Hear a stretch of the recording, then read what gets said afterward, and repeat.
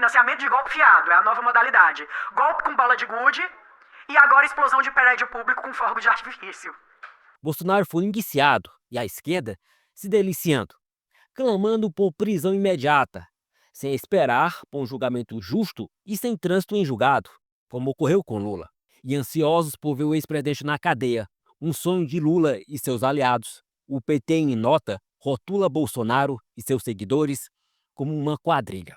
Bom, aconteceu o que todos já sabiam, e seus apoiadores argumentam que Bolsonaro foi acusado por um crime que não cometeu, por um golpe que nunca existiu e por atos que nem sequer foram tentados. E com relação à defesa, para eles, parece ser um mero formalismo desse futuro processo. Seu conteúdo, seus argumentos, tudo parece irrelevante. A defesa se torna apenas uma etapa processual obrigatória para, no final, proferir a sentença, o veredito, que dizem que já está pronto. Os apoiadores de Bolsonaro acreditam que o desfecho será semelhante ao ocorrido com os envolvidos no 8 de janeiro. E para se ter uma ideia de como os processos estão se desenrolando, vamos ver o que diz a advogada Carolina Siebra, que fez uma acusação grave. Páginas dos processos no STF simplesmente desapareceram, revelando violações dos direitos constitucionais em um sistema injusto e perseguidor. Veja. Nós que nos sentimos impotentes diante de um sistema injusto e perseguidor. Hoje ainda temos muitas pessoas presas. Pessoas como o caso do Marco Alexandre, que está 1 ano e 8 meses preso preventivamente, sem denúncia.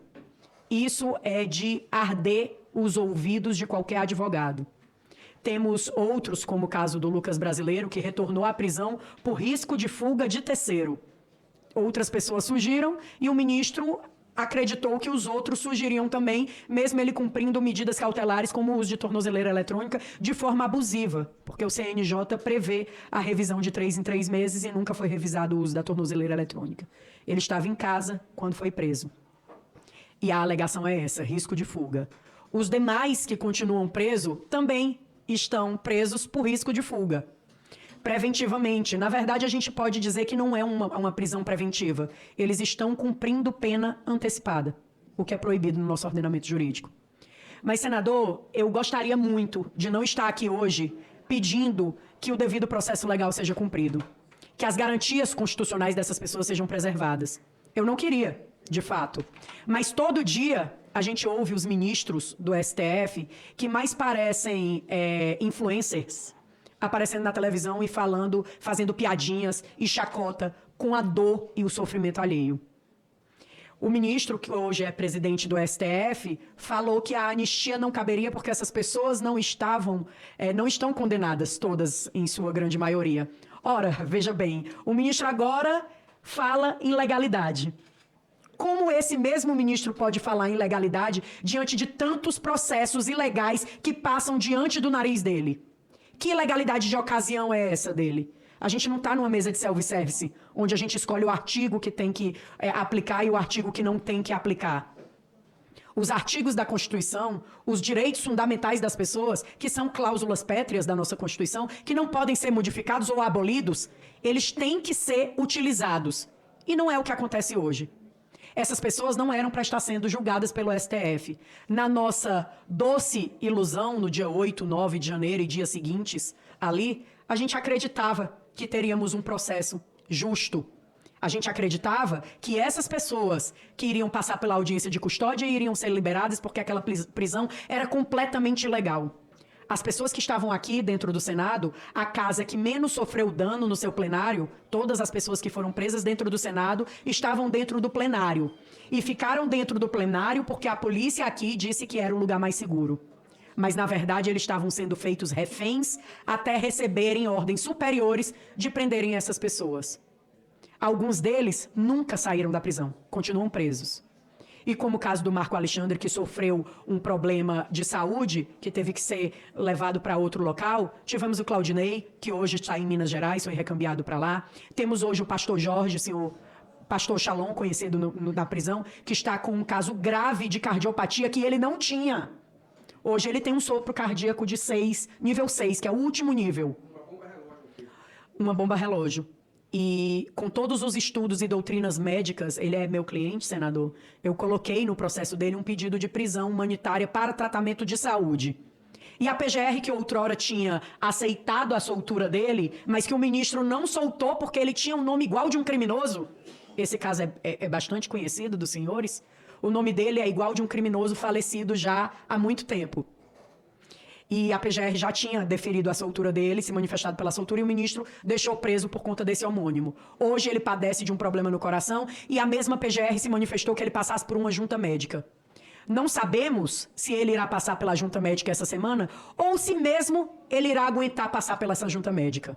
Mas estão brincando com a vida alheia, com a vida das famílias que estão aqui fora sofrendo. E se fosse o pai de vocês, como é que seria? É muito bonita a história do golpe, da tentativa de golpe de Estado. Até daria uma série bonita do Netflix ou de algum canal de streaming. A história do homem-bomba, que usava fogos de artifício, parece que a gente está diante de um festival folclórico.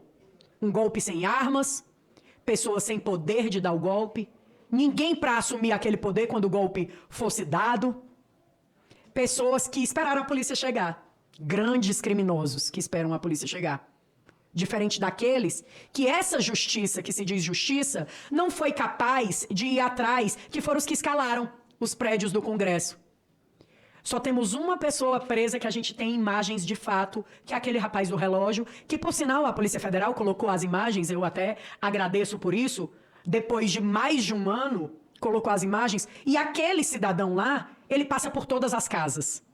2 minutos depois dos manifestantes chegarem na frente do Congresso, aquele cidadão já estava dentro da sala das lideranças, tocando fogo na sala das lideranças.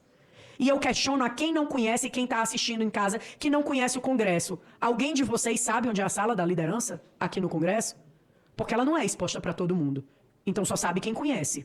O que é que esse homem, 2 minutos depois, estava fazendo lá tocando fogo? Sozinho. Posteriormente, ele estava na Praça dos Três Poderes, jogando pedra na polícia. Depois, ele estava dentro do Palácio do Planalto, derrubando o relógio. O mesmo homem. Um homem foi capaz de danificar a Praça dos Três Poderes. Ele está preso, mas também justifica uma condenação de 17 anos. Quebrar vidraça é tentativa de golpe de Estado? Se for, eu desconheço tudo que eu estudei sobre golpe, sobre os golpes que foram dados nesse país. Talvez um dia a gente tenha o prazer de ouvir essa história sendo contada de forma diferente. Porque, na realidade, o golpe quem levou fomos nós.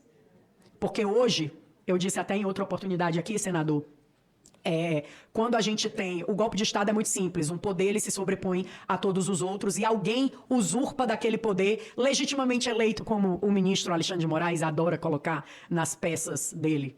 Um governo democraticamente eleito pela população. Mas o ministro Alexandre de Moraes não diz que ele que está usurpando esse poder. Porque ele pega tudo que é votado dentro dessas duas casas, dentro do Senado e dentro da Câmara. E eles lá no STF, em uma decisão, em uma canetada, derrubam o que foi votado. Derruba praticamente o parlamento. Isso sim é golpe de Estado. Mas ninguém fala nada. Por quê? Porque, em sua maioria, estão sendo favorecidos. Os únicos que falam são os opositores que estão sofrendo na pele a perseguição. Falaram tanto do governo passado, que era perseguidor, que era isso, que era aquilo, mas, como o próprio senador Flávio falou em outra ocasião, me apresente pelo menos uma portaria que o presidente Bolsonaro tenha feito cerceando o direito de alguém. Me apresente um ministro do Supremo que prendeu uma pessoa sem o devido processo legal. Me apresente a imprensa acusando pessoas de terrorismo quando era um crime que nem característica tem para terrorismo. Essas pessoas, elas hoje levam uma mancha nos seus nomes. Pessoas, inclusive, que tiveram fotos postadas pela grande mídia. Homens e mulheres honradas que tiveram fotos em jornais como terroristas. Em uma página esquematizada por esse controle, onde a página dizia contra-golpe e trazia a foto das pessoas que se manifestavam. A manifestação, ela, quando é de forma pacífica, ela é permitida pela nossa Constituição. Mas eu retorno ao meu início. Essa Constituição, por esses ministros, está sendo escolhidos artigos que podem ser usados e os que não podem. os artigos que eles querem, que eles se afeiçoam. E aí a gente vê essas aberrações acontecer com essas pessoas. Mas é muito bonito dizer que estamos defendendo a democracia e dar discurso, como a gente ouviu do ministro Alexandre de Moraes essa semana, queriam explodir o STF com fogos de artifício. Só acredita quem não lê. Ou quem só lê a chamada, né? Porque isso a gente costuma ver muito nas redes sociais. O povo só lê a chamada da matéria e não lê o que é que tem ali. A pessoa com fogos de artifício, um rojão na mão, ela teria a capacidade de explodir o STF? Será? Ou explodir qualquer prédio que seja? Será que isso aconteceria? Mas o mais hilário desse novo episódio da série 8 de janeiro, além da história do deputado Gaia, que supostamente iria financiar um golpe de Estado quando ele não era nem deputado. Então, assim, a gente viu golpe de Estado sem arma, a gente viu financiamento com dinheiro público que ainda não tinha dinheiro público, então era um financiamento fiado. Financiamento de golpe fiado, é a nova modalidade. Golpe com bala de gude e agora explosão de prédio público com fogo de artifício. Eu acho que nem se a gente for para uma revistinha em quadrinho para a criança não vai se divertir tanto quanto essa história que esses ministros criaram. E o ministro disse nessa mesma fala, senador, que isso tudo foi criado pelo gabinete do ódio. Um gabinete que eles criaram na vã ilusão deles, na cabeça deles. E ontem eu questionei na entrevista que eu estava dando, e faço o questionamento aqui novamente, se ele tiver a oportunidade de me ouvir. Eu não sei se ele faz terapia, o ministro deveria fazer, se não fizer, mas a terapeuta dele devia dizer que nem tudo é culpa dos outros, que às vezes a gente tem culpa nos problemas. E hoje, se a gente tem um país polarizado, pessoas com ódio, pessoas doentes mental, como aquele rapaz que foi lá e se explodiu o rojão, né, na cabeça. A culpa é sua, ministro Alexandre de Moraes.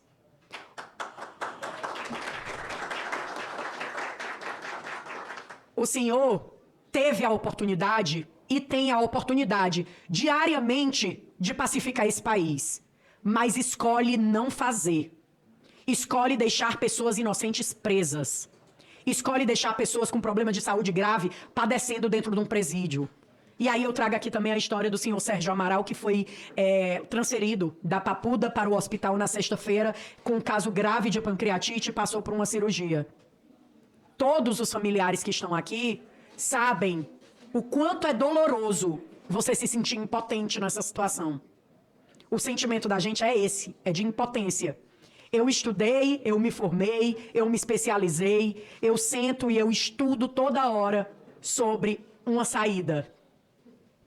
Eu já encontrei, até digo para o meu amigo Dr. Roberto e para quem está nos assistindo, várias, juridicamente falando, que não são aceitas, que não são lidas. E aí, uma fala que eu até gostaria de fazer é para o deputado Chico Alencar, que eu estive na comissão na CCJ, e ele disse: o que a gente precisa ver é a questão mesmo dessas condenações que realmente estão sendo muito altas, mas em questão de condenação alta, a gente faz recurso. Nossa, que bonito!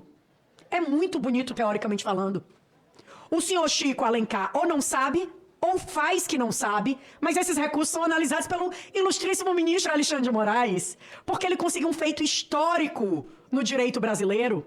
Ele consegue ser a vítima, ele consegue ser o acusador, ele consegue ser o juiz de garantia, ele consegue ser o julgador e ele consegue ser o juiz da execução. E o ministro Barroso, que fala em legalidade, assiste tudo isso fazendo piada. Piada com a cara da população brasileira. Eu sinto informar, senhores, que defendem o que o ministro Alexandre de Moraes está fazendo. Hoje é com essas pessoas. Hoje é a família do Clezão que chora. A família do Lucas Brasileiro. A família do Marco Alexandre. Hoje são eles. Amanhã são pessoas que vocês não vão conseguir alcançar porque são tão pobres, e vocês dizem que defendem os pobres, que não vão ter direito nem de contratar um advogado. Que não vai poder nem ser ouvido por um juiz, porque quem manda sou eu, o juiz vai dizer. Da mesma forma que está dizendo com essas pessoas. Não há mal que dure para sempre, Jane. Não há. E a gente vai continuar lutando pelas leis nesse país, porque se o devido processo legal fosse cumprido, a gente não estava precisando pedir anistia de ninguém. Como eu digo desde o primeiro dia que eu botei os pés nessa casa para fazer uma entrevista coletiva, eu não estou pedindo privilégio para ninguém. Meu pedido aqui não é privilégio. Eu não quero que as pessoas saiam impunes dos atos que elas fizeram ou fazem. Que as pessoas que quebraram as vidraças ou que quebraram algum patrimônio histórico paguem dentro da lei que a gente tem nesse país, que não seja ultrapassado isso, porque isso já passa a não ser mais uma democracia. Sem direito à defesa, não tem democracia. E aí a gente vai e volta um pouco na história e vamos trazer o julgamento do Lula, né, que eles tanto criticaram. Lula teve direito a todas as instâncias.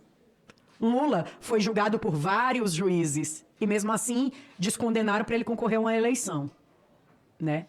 O Lula teve o rito do processo dele e as defesas dele todas sendo analisadas não só por um único juiz, mas por vários. E mesmo assim, eles falam em ilegalidade. É muito bonito o discurso de vocês. E agora vem para a prática. Cadê aquele pessoal que defendia direitos humanos? Direitos humanos, porque vocês que são contra os direitos humanos. Cadê esse pessoal quando Clesão morreu? Alguém dos direitos humanos foi visitar vocês lá na casa de vocês? Mas se fosse um bandido, tinha ido. E quando a gente faz essa crítica, que é uma crítica que é real, dizem que a gente está dizendo que os direitos humanos é seletivo. Agora me responda, depois de mais de um ano, os direitos humanos é ou não seletivo? E a OAB? Vamos trazer para a OAB aqui. Eu perguntei em uma comissão, senador, se existem advogados mais advogados do que outros. Porque eu tenho duas OABs, né? Uma do estado de Ceará, que é o meu estado, foi quando eu entrei, né? E tem uma aqui do Distrito Federal. E as minhas prerrogativas são violadas todo dia. Todo santo dia.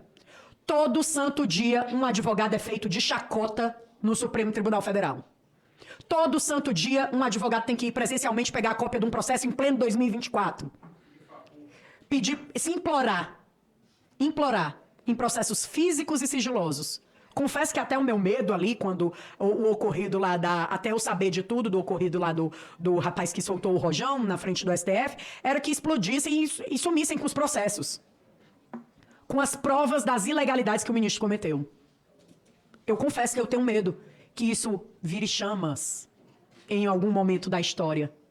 Porque aí a gente vai perder ali o fio de como começou aquela ilegalidade, já que é tudo físico. Né? E eu juro, confesso que até as comarcas mais distantes do estado do Ceará, os processos são eletrônicos hoje em dia. Afinal de contas, passamos por uma pandemia onde tudo era feito eletronicamente, mas na Suprema Corte Brasileira a gente tem processos físicos e sigilosos. Processos que faltam páginas, inclusive. Que você entra, ele mesmo eletrônico, ele falta algumas páginas ali, como os pedidos de prisão dessas pessoas. É assim, é inacreditável o que a gente está vivendo e mais inacreditável ainda é ver pessoas defendendo. Eu tenho um cidadão que está no meu Instagram que todo dia ele manda mensagem implicando comigo, né? Sobre essa questão de golpe. Todo dia ele diz, é porque esses golpistas e não sei o quê. Aí ontem eu mandei um vídeo, até foi do Instagram da deputada Bia Kicis, do que aconteceu em 2017 aqui na Esplanada. Daquela quebradeira que foi, inclusive, financiada pelas centrais dos trabalhadores, né? Que trouxeram 800 ônibus, um negócio assim nesse sentido, que quebraram vários prédios públicos, inclusive o Congresso Nacional. Aí ele pegou e disse assim, mas, doutora, isso daí era tentativa de golpe? Eu digo, e qual é a diferença do 8 de janeiro, meu amigo? A diferença é que esses do 2017 eram mais violentos do que os do 8 de janeiro. 8 de janeiro, eu costumo dizer que as pessoas foram inocentes demais. E acredito que ainda continuam sendo inocentes demais, esperando um super-herói que talvez a salvem das garras do maligno. O cenário se torna sombrio. Estão partindo para o tudo ou nada. Pelo que deixou claro a advogada, o cenário se torna sombrio. Estão partindo para o tudo ou nada. Ao reunir tudo em um único processo contra o ex-presidente, inclusive o caso das joias e das vacinas, corre o risco de ver tudo invalidado. Mas se ganharem, satisfaz o sistema, o PT e companhia, que quer a qualquer custo acabar com a oposição, enquanto dizem estar defendendo o Estado Democrático de Direito.